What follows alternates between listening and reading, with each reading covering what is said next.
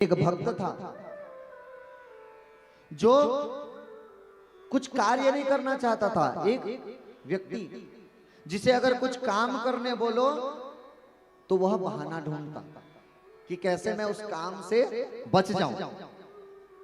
एक समय की बात थी कि वह घूमते घूमते वृंदावन पहुंचा, और वृंदावन जब पहुंचा, वृंदावन में उसने देखा कि बड़े बड़े मठ हैं, बड़े बड़े आश्रम हैं। आश्रमों के सामने चकाचक संत नित्य सेवा कर रहे हैं, नित्य बंधन कर रहे हैं। इस प्रकार की जैसे स्थिति देखता है, वह विचार करता है संतों का जीवन बड़ा आनंदमय है, चकाचक भोजन कर रहे हैं, चकाचक अपना जीवन यापन कर रहे हैं। और वह पूछने लगा कि यहां मुझे कुछ काम मिल जाएगा, क्योंकि नौकरी के तलाश में गया था। जब नौकरी के तलाश में गया था, पूछता है क्या मुझे यहां काम मिल जाएगी। संतों ने कहा हाँ, आप रुक सकते हैं यहां। वह पूछने लगा कि मैं कैसे रुक सकता हूं, मुझे इसके लिए क्या काम करना पड़ेगा, अगर मुझे रहना है तो यहां क्या काम करना पड़ेगा। महात्मा जी कहने लगे यहां कुछ काम नहीं है, यहां रहो और केवल भगवान नाम जाप करो, दोनों टाइम खाओ और आनंद से चकाचक सो जाओ। वो विचार करने लगा ये बड़ा अच्छा नौकरी है, दोनों टाइम चकाचक भोजन मिलेगा और काम क्या करना है, केवल माला पकड़ के जाप करना है, राम राम राम राम राम राम राम राम राम राम राम राम, केवल भगवान नाम जाप करना है। विचार करने लगा कि अब मैं तो यहीं रह जाऊंगा। अब महात्मा जी से कहने लगा कि प्रभु आप मुझे रख लीजिए, आप मुझे यहां नौकरी दे दीजिए, मैं रह जाऊंगा। आज वह भक्त आश्रम में रहने लगा, चकाचक रहता, सुबह से उठता, स्नान ध्यान करता, नित्य वंदन करता, और ठीक समय होता तो खाने के लिए पहले बैठ जाता। पहले खा लेता पेट भर के, और जब खा लेता फिर राम राम राम राम, मानो इंतजार करता कि कब 12 बजे तो फिर से भोजन करूं। 12 बजे तक चकाचक माला करता, राम राम राम राम राम राम राम राम राम राम राम, फिर से घड़ी देखे। ऐसे इंतजार करते करते 12 बज जाता, 12 बजते ही पुनः खाने बैठ जाता। अब विडंबना की बात ये थी कि वो अधिक खाने के इच्छुक था, उसका एक बार में पेट नहीं भरता। तो महात्मा जी से कहने लगा कि हे गुरुवर, कि एक बार पंगत में बैठता हूं तो मेरा भूख नहीं मिटता, क्या मैं दूसरी पंगत में फिर से बैठ सकता हूं। महात्मा जी कहने लगे हमारे यहाँ 4-4 5-5 पंगत चलता है, आप जब तक आपका मन न भरे बैठ करके खाओ। वो चकाचक पहली पंगत में बैठता, खाना शुरू करता, आखिरी पंगत में एक साथ उठता। जैसे ही खाता फिर उठ करके जाता और फिर से माला जाप करता। ऐसे करते करते करते करते उसके दिन बीत रहे थे। एक ऐसा दिन आया जब सुबह से वह स्नान ध्यान किया, और जैसे ही सुबह 7 बजे नाश्ता का समय था, नाश्ता का समय था, रसोई में देखता है तो कुछ भोजन नहीं बना है। विचार करने लगा हो सकता है आज कुछ कारणवश नहीं बना होगा।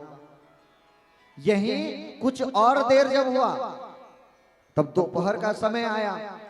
अब सुबह नाश्ता नहीं किया, मन में बेचैनी है कि माला भूखे पेट भजन न होए रघुराई, खाली पेट है भजन नहीं हो रहा है। अब ऐसे विचार करते जब 12 बजा तब वह देखने लगा कि अब खाना बन गया होगा, अब घंटी बज नहीं रही है। आश्रमों में जब भोजन बन जाती है तब घंटी बजती है। वो इंतजार करे कि अब घंटी बजे तब घंटी बजे। 12 से 12:30 जब बज गया, वो घूमते हुए पहुंच गया कहां, रसोई में। रसोई में जैसे ही देख रहा है कि पूरी रसोई आज सूखी पड़ी है, देखते ही विचार करने लगा आज क्या हो गया, आज खाना ही नहीं बना। गुरुजी से आकर पूछने लगा, गुरुजी गुरुजी गुरुजी आज भोजन अभी तक नहीं बना है। मैं जाप कर लिया मेरा काम, अब मेरे को भोजन ये करना था, अब भोजन बना नहीं है। गुरुजी कहने लगे बेटा आज एकादशी है, आज एकादशी के दिन आश्रम में भोजन नहीं बनता। अब मन ही मन वही विचार कर रहा है, आज एकादशी किया तो कल द्वादशी मेरा नहीं होने वाला। आज मेरा एकादशी आप करवा दिए तो कल मेरा द्वादशी और नहीं होने वाला। मुझे तो खाने की इच्छा है गुरुजी, मेरे से एकादशी का व्रत पालन नहीं होगा। तब गुरुजी विचार करते हैं, नया नया भक्त है, इससे रहा नहीं जा रहा। अब कहते हैं देखो बच्चों, आश्रम में तो भोजन नहीं बनेगा, एक काम करो, आटा ले जा और जा करके बाहर में बना लेना, बाहर में बना करके खा लेना।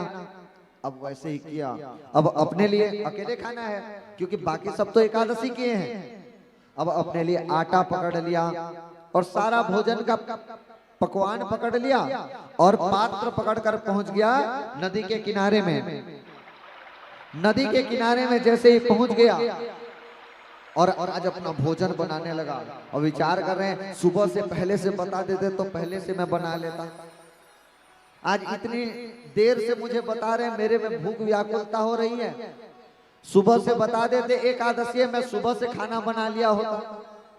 आज आटा गूंथ रहा है, आटा गूंथ रहा है और आटा गूंथ करके जब बनाने लगा, अब उसे स्मरण है, गुरुजी कहें कि जब भी भोजन बनाना पहले भगवान को भोग लगा करके ही खाना है। अब वह मेहनत से बनाया बनाया बनाया, रोटी बना लिया, सब्जी बना लिया। अब जैसे ही वो रूखी सूखी सब्जी से खाना पड़ रहा है आज, क्योंकि हड़बड़ी है, भूख लग रही है। आज जैसे ही रोटी बनाया और विचार करता भगवान को गुरुजी भोग लगाते हैं। अब गुरुजी ने कहा है भोग लगा देना, तो मैं भी भोग लगा देता हूं। आज वह भोजन को एक पात्र में रखा और भगवान से प्रार्थना करने लगा, राजा राम आइए, प्रभु राम आइए, मेरे भोजन का भोग लगा जाइए। आज प्रार्थना करता है, हे प्रभु आप आइए और मेरे इस भोग को ग्रहण कीजिए।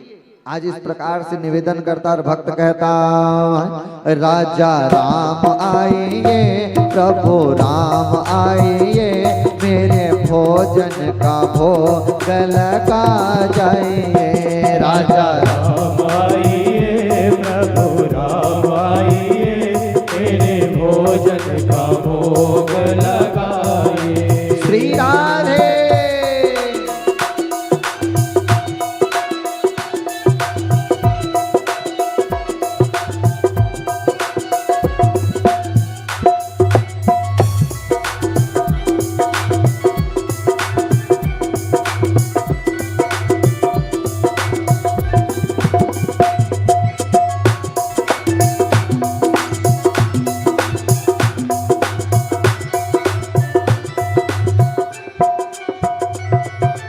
आज भोजन का पात्र को रखा है और पुकार रहा है कि भगवान आओ, आकर के मेरे भोग को ग्रहण करो। अब वह विचार कर रहा है कि भगवान आएंगे, मेरे साथ बैठ करके खाएंगे, क्योंकि पहले उसने देखा नहीं कि भोग कैसे लगाते हैं। बस ये सुना था कि गुरुजी भोग लगाते हैं और खाते हैं। अब जब भगवान जी आ ही नहीं रहे तब विचार करता, अरे प्रभु मेरे को भूख में व्याकुल हूं मैं, जल्दी से आकर के भोग ग्रहण करो। अगर आज समय पर नहीं आओगे भूखे रह जाओगे। आप सोच रहे हो कि यहाँ पे मैं आपका निवेदन करूं, नहीं होने वाला। यहाँ कुछ भी नहीं है, जैसे है वैसे खा लो। और कहता, आज मनी अर्घा आरती यहाँ यही मैं मानी, आज गई अरदानी कहाँ गई मैं पाई। रूखी रोटी पाओ प्रेम से, रूखी रोटी पाओ प्रेम से, पियो नदी का पानी। राजा राम आइए, मेरे राम आइए, मेरे भोजन का भोग लगा जाइए। राजा राम आइए, प्रभु राम आइए, मेरे भोजन का भोग लगा जाइए। श्री राधे।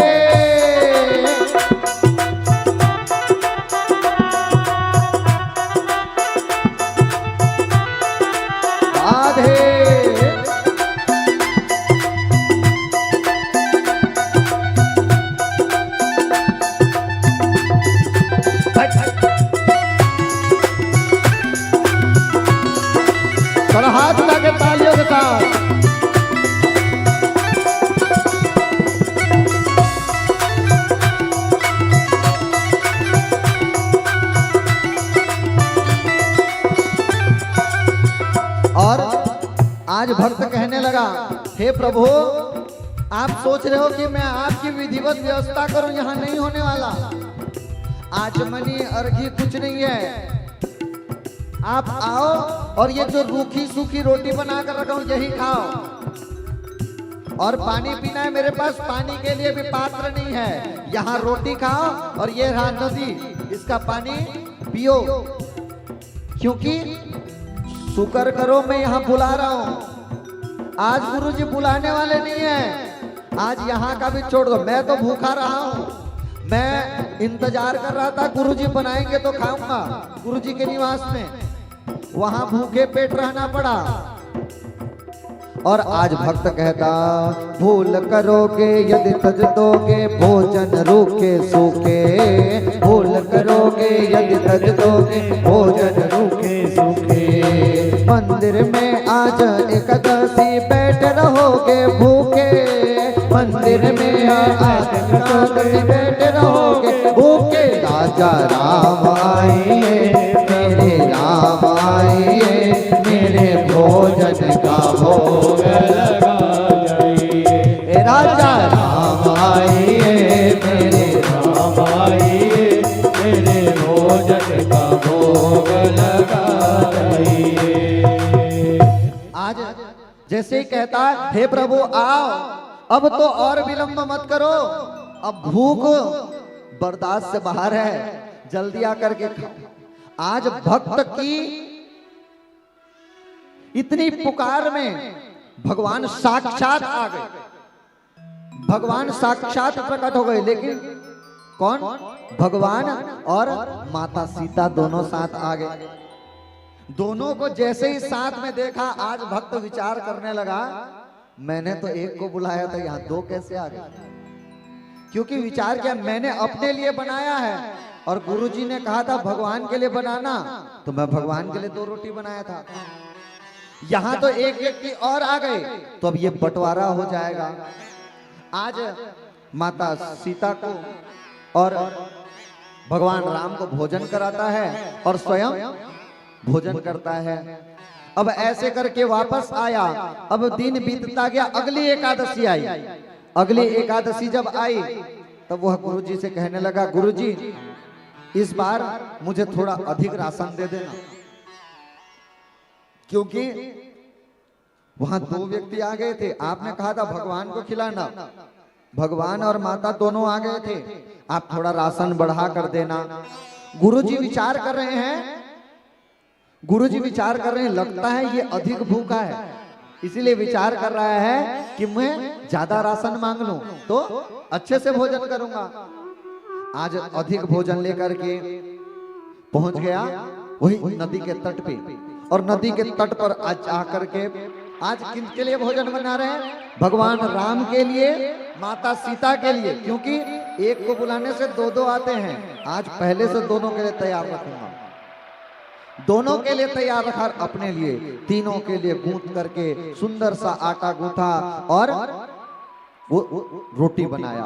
और जैसे ही रोटी बनाया, अब समय हुआ, अब भगवान को पुकारने लगा, राजा राम आइए, सीता राम आइए, मेरे भोजन का भोग लगा जाइए। राजा राम आइए, प्रभु राम आइए, मेरे भोजन का भोग लगा जाइए। अब देखिए उसके निवेदन में भाव बदल गए। पहले राम आइए, प्रभु राम आइए, अब कहते हैं भगवान राम आप संग में सीता माँ को लेके आना। और कहता, राजा राम आइए, सीता राम आइए, मेरे भोजन का भोग लगा जाइए। राजा राम आइए, सीता राम आइए, मेरे भोजन का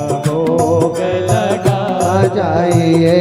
राजा राम आइए, सीता राम आइए, मेरे भोजन का भोग लगा जाइए।